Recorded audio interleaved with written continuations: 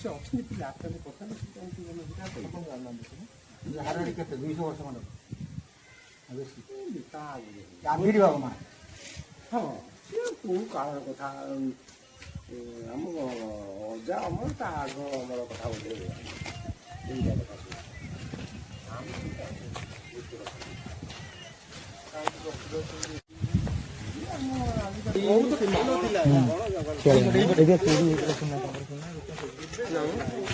ଚୋରି ଚୋରି ହେଇନଥିଲା ଚୋରି ହେଇଥିଲା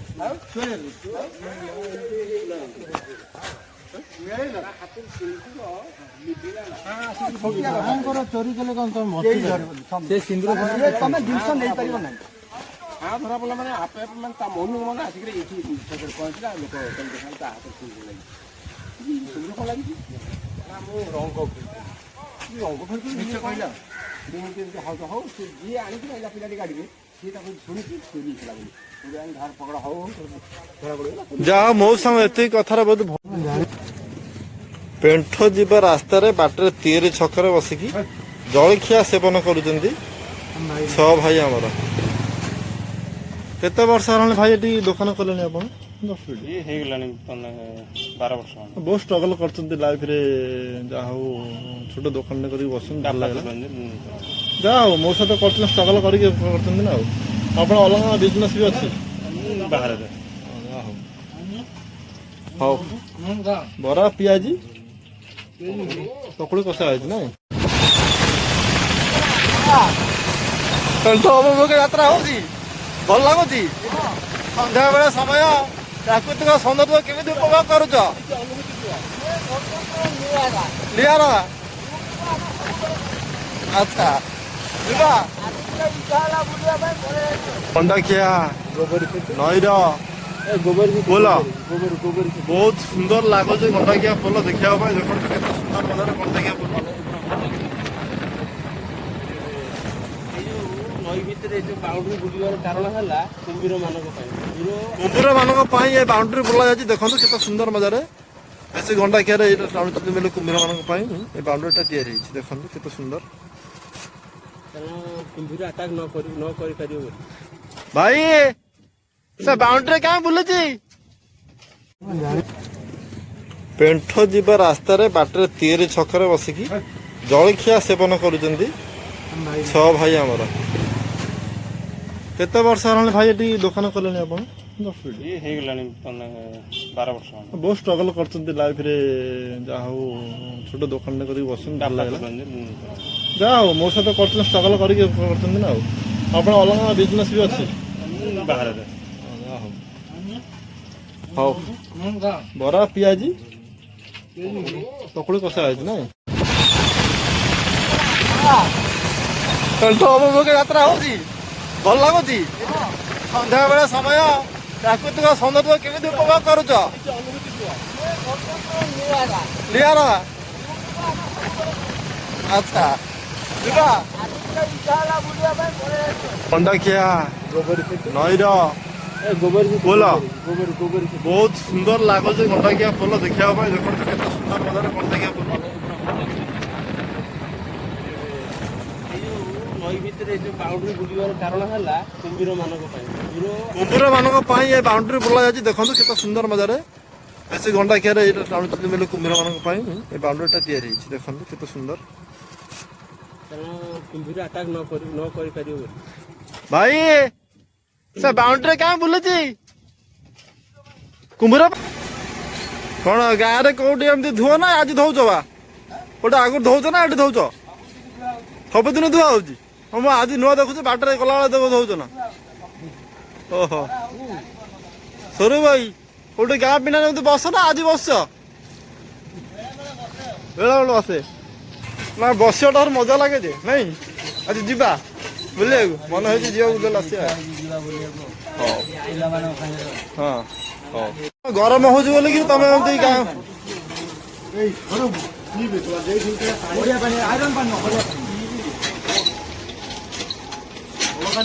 ପେଣ୍ଠ ଯିବାର ପ୍ଲାନିଂ ଚାଲିଛି। ସି ବିଚ୍ ପେଣ୍ଠ, ଏଠି ପେଣ୍ଠ ଯିବା ଆଗରୁ ପାଣି ଫାଣି ନେଇ ସାମସାଇ ପୋଲ ପାଖରୁ ବାହାରିଲୁ। ସାଙ୍ଗରେ ଅଛନ୍ତି ସ୍ୱରୂପ ଭାଇ, ଗୌତମ ଭାଇ, ଚିତ୍ତ ଭାଇ, ଆମ ମଉସା। ଯାହା ତମେ କରିବ ଆମେ ଆଉ କଣ ଦେଖିବୁ। ଜୟ ଜଗନ୍ନାଥ ସାଙ୍ଗମାନେ, welcome to my new blogging Yashoda blogger. ଚାଲିଲୁ ଆଜି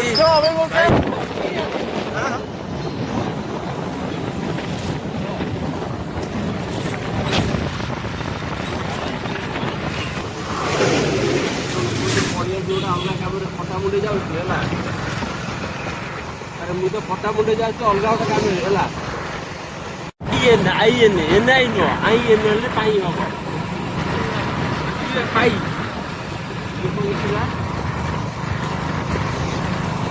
କଣ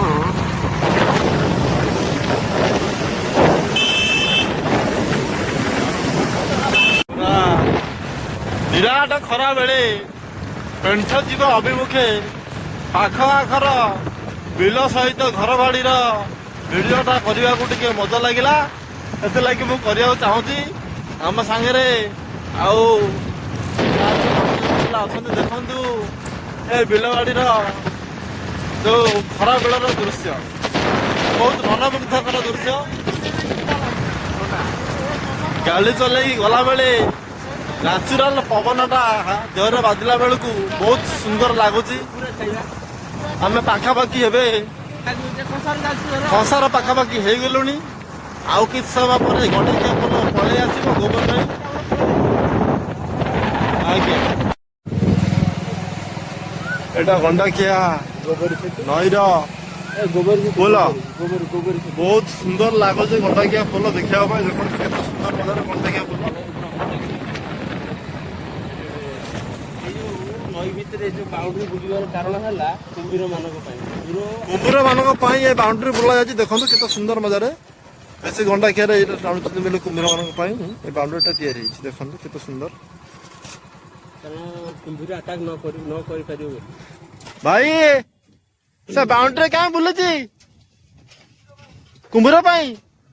ଯାହା ହଉ ତମକୁ ଧନ୍ୟବାଦ। ଏଇ କଥାଟା ଏ ପଦ କଥା କହିଥିବାରୁ ଆମର ବହୁତ ବହୁତ ଧନ୍ୟବାଦ। ଏଟା ୟୁଟ୍ୟୁବ ଚ୍ୟାନେଲ। ଗଣ୍ଡାଖିଆ ପୋଲ ଉପରେ ଉଠି ବସିକି ଗୋବର ନଈର ଦୃଶ୍ୟ ଦେଖନ୍ତୁ, କେତେ ଆନନ୍ଦ ଭରା ଗୋବର ନଈ। ଆଜ୍ଞା, ଯିବାକୁ ପଡୁଛି କାହିଁକିନା ଏପଟେ ଟିକେ ହଇରାଣିଆ ଏରିଆ। ଭାଇ ଆପଣଙ୍କର ଏଇ ଯୋଉ ନଦୀ ପୀଠରେ ଯୋଉ ଦିଆହେଇଛି କଣ ସେଟା କହନ୍ତି ଗେଟ୍ ଦିଆହେଇଛି, କଣ ପାଇଁ ଦିଆହେଇଛି? କୁମ୍ଭୀର କଣ ଏତେ ମାତ୍ରାରେ କୁମ୍ଭୀର ହଉଛନ୍ତି ଗୋବର ନଈରେ? 12ଟା କୁମ୍ଭୀର ଲୋକକୁ ନେଇଯାଇଛନ୍ତି। ଆପଣ ସ୍ପଟ ଉପରେ ଦେଖିଛନ୍ତି? ମାନେ ବହୁତ ଡେଞ୍ଜର ଜିନିଷ ନାଇଁ ଗଣ୍ଡାଖିଆ। କେତେ ଦିନ ହେଲାଣି ଆପଣଙ୍କର ଏ ଦୋକାନ? 9 ବର୍ଷ ହେଇଗଲାଣି। ଆଚ୍ଛା, ଆଇବାରେ ଆମ ଭେଣୀ ଘର ଅଛନ୍ତି। ହଉ ଟିକେ ହାତ ଲାଗିବ। ଖାଇକି ଡାକିଲା।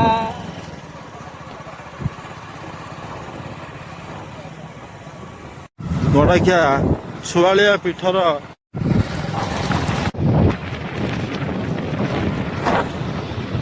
ଦ୍ୱିତୀୟ ବୋର୍ଡ ଗେଟ୍।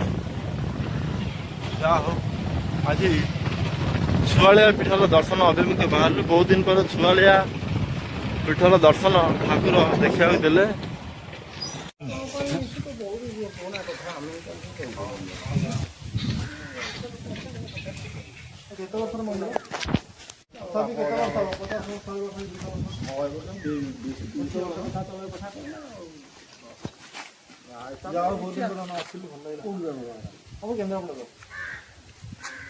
ଆଉ ଏଠି କିଛି ଅଛନ୍ତି ପିଲା ଆପଣଙ୍କୁ ପଚାରିଲେ କେତେ 200 ବର୍ଷ ଖଣ୍ଡେ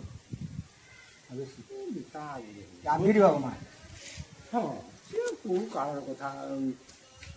ଆମ ଅଜା ଅମଳ ତା ଆଗ ଅମଳ କଥା ବୋଧେ ଏଇଟା କଥା ସବୁ।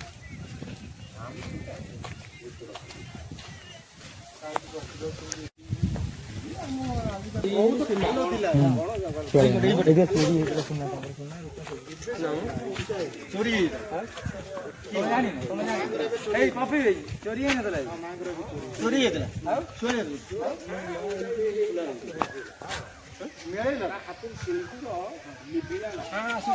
ମାଙ୍କର ଚୋରି କଲେ କଣ ତମେ ସିନ୍ଦୁର ତମେ ଜିନିଷ ନେଇପାରିବ ନାହିଁ। ହାଁ ଧରା ପଡ଼ିଲା ମାନେ ଆପେ ଆପେ ମାନେ ତା ମନକୁ ମନେ ଆସିକରି ଏଇଠି ଛକରେ ପହଞ୍ଚିଲା ଲୋକ କେମିତି ଖାଲି ତା ହାତରେ ସିନ୍ଦୁର ଲାଗିଛି। ସିନ୍ଦୁର କ'ଣ ଲାଗିଛି ନା ମୁଁ ରଙ୍ଗ ମିଛ କହିଲା ଏମିତି ହଉ ହଉ ସେ ଯିଏ ଆଣିକି ଆଇଲା ପିଲାଟି ଗାଡ଼ିରେ ସିଏ ତାକୁ ଶୁଣିକି ଚୋରି ହେଇଥିଲା ବୋଲି ଆଣି ଧାର ପକଡ଼ା ହଉ ଧରା ପଡ଼ିଗଲା। ଯାହା ମୋ ସାଙ୍ଗ ଏତିକି କଥାରେ ବହୁତ ଭଲ ଲାଗିଲା ଆଉ ମୁଁ ସେତିକି କଥା କହିଲେ ବହୁତ ଭଲ ଲାଗିଲା। ଏଇ କଥା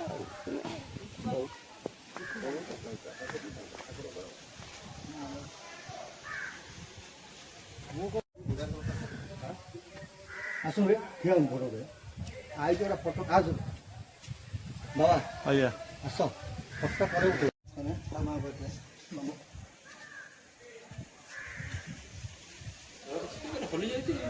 ଘୋଡ଼ା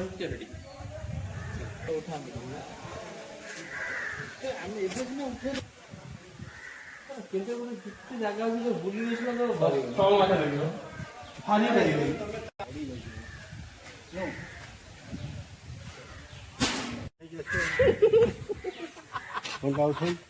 ଏଇନା କହୁଥିଲା ମୁଁ ଦେଖିନି ଛୁଆଳିଆ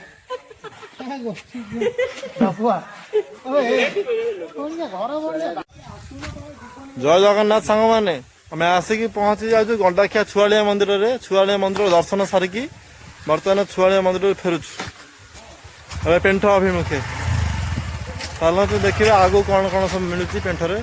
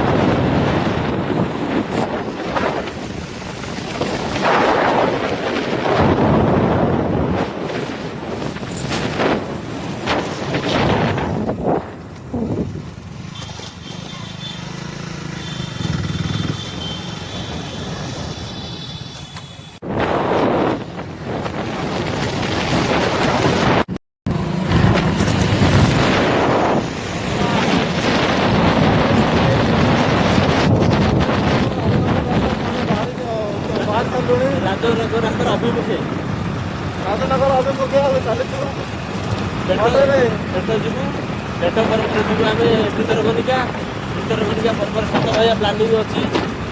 ଦେଖିବା କେତେ ସମୟ କ'ଣ ଯାଉଛି। ଆଗକୁ କ'ଣ କ'ଣ ସବୁ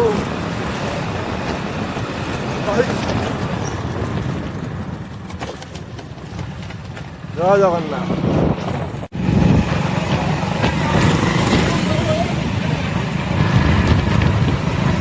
ରାଜନଗର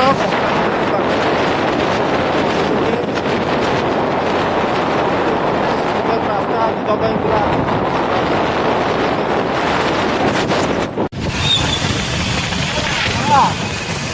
ପେଣ୍ଠ ଅଭିମୁଖେ ଯାତ୍ରା ହଉଛି। ଭଲ ଲାଗୁଛି ସନ୍ଧ୍ୟାବେଳେ ସମୟ ପ୍ରାକୃତିକ ସୌନ୍ଦର୍ଯ୍ୟ କେମିତି ଉପଭୋଗ କରୁଛ? ନିଆରା ଆଚ୍ଛା ଯିବା ଆଚ୍ଛା ଏମିତି ସବୁବେଳେ ତମର ମନ ହଉଥାଉ ତମ ମନରେ ଆମେ ବୁଲୁଥାଉ ଏମିତି ଆମର ସବୁଥିରେ ଭିଡିଓ ହଉଥାଉ। ଜୟ ଜଗନ୍ନାଥ। ପଛରେ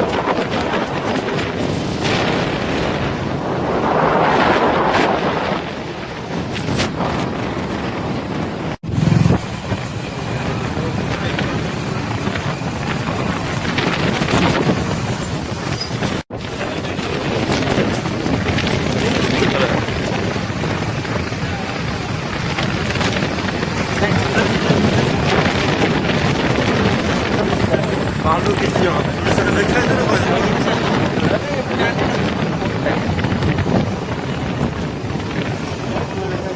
ମଦନପୁର 5 କିଲୋମିଟର ଦୂର ପଟ୍ଟାମୁଣ୍ଡାଇ ରୁରାଲ ଗାଉଁଲି ପୋଲିସ ଅଫିସର।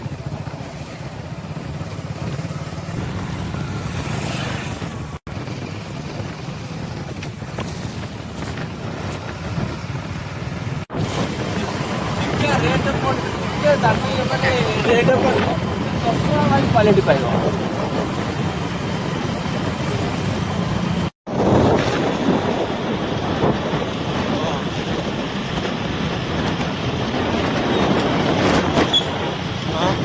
ମଦନପୁର କଲେଜ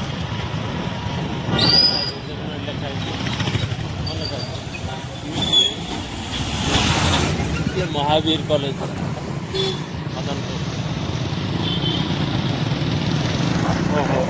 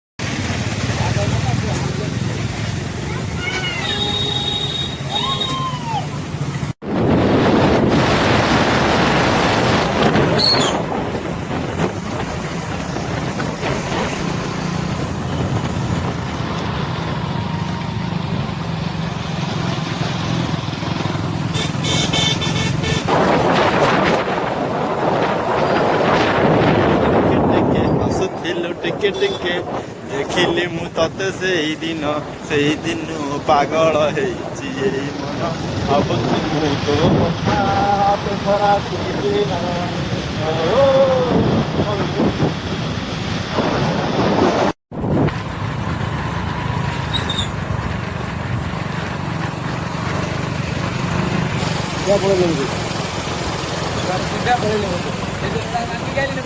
ହଁ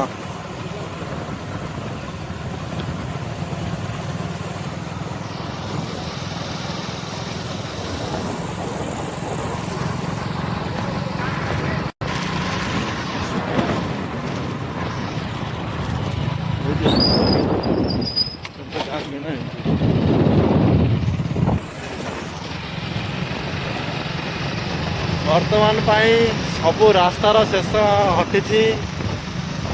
ଆମେ ପେଣ୍ଠ ଗାଁ ଭିତରକୁ ଏଣ୍ଟ୍ରି ମାରୁଛୁ। ଏଇଟା ହେଉଛି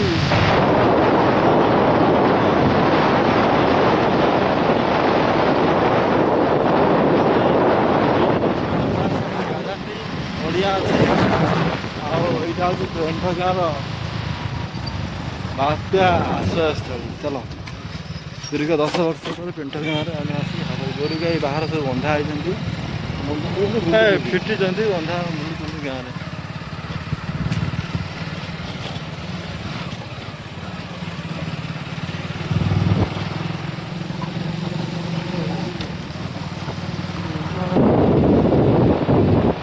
ଗାଁ କେନ୍ଦ୍ରାପଡ଼ା ଜିଲ୍ଲାରେ ଗୋଟେ କ'ଣ ଦର୍ଶନୀୟ ସ୍ଥାନ ଯାହାକୁ ଓଡ଼ିଶାର ସମୁଦ୍ରକୂଳ ବା ସି ବିଚ୍ ବୋଲି ମାନେ ଲୋକମାନେ ହେ ତ କ'ଣ ମୁଁ କହୁଛି ତ ମନେ ଦିଅନ୍ତୁ ହଁ ହଁ ଏଇଟା ଏବେ ରେକର୍ଡ଼ିଂ ହେଲେ କ'ଣ ଲାଭ ଆପଣ ତ ଆପଣ ସବୁ ଏଡ଼ିଟିଂ କରିଦେବେ ଛାଡ଼ ଦେଖ ଗାଁର ସବୁ ଯାକ ରାସ୍ତା ଚାଲିଲା ଏଠି ରୁହନ୍ତୁ କି ଆମେ ବାଟ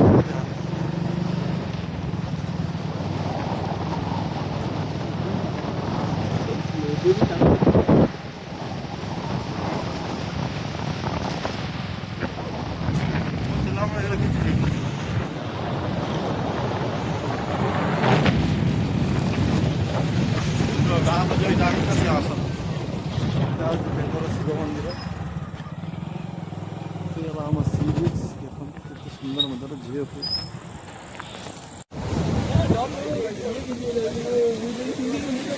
ସି ବିଚ୍ରେ ଆସିକି ପହଞ୍ଚି ଯାଇଛି ପେଟ ସି ବିଚ୍ରେ ପୁରା ଫୁଲ୍ ଏନ୍ଜୟମେଣ୍ଟ ଚାଲିଛି ଏବେ